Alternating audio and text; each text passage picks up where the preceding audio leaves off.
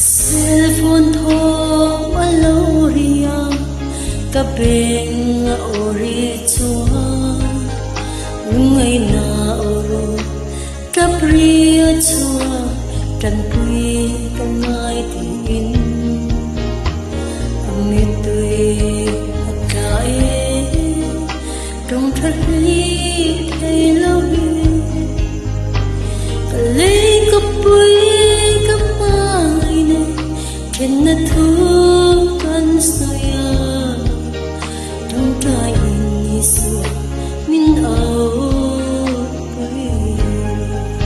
Har hai isala Krisa del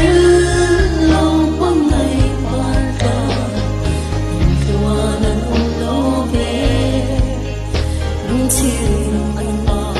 Jan pui turin Shinga ande dong si ato pa iso apoy turin min sobe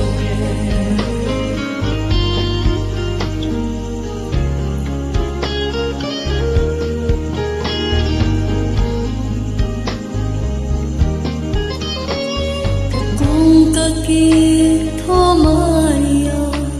kahan honaw tuani Asang may lalong nagnalang chua Klang van alaw tinga Amitui at lae Kakya nga alaw tuin At di sa tu San na fanga At nakir kan bertokin Bedong nalpa Apoy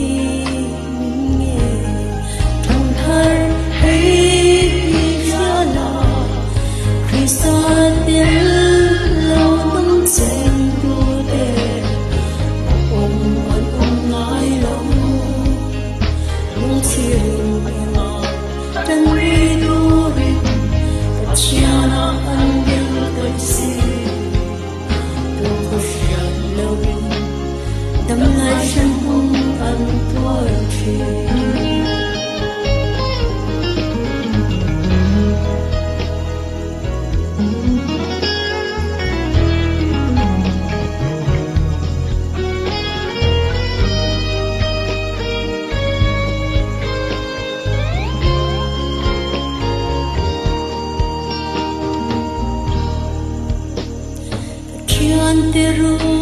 aruay sakit Kinala kakalitsua Lero puinang po Krista sui Fetsua alaw dinga Amitui at lae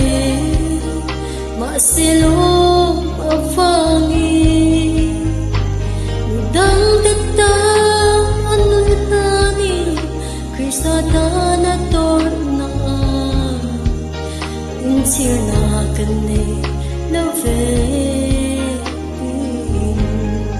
Tanghar hai isala Kristadela Tumatude Kapila ang tangtang tulungin Uti chua pui mase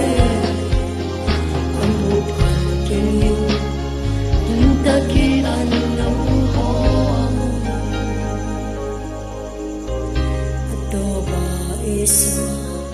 Hintakin ang tugle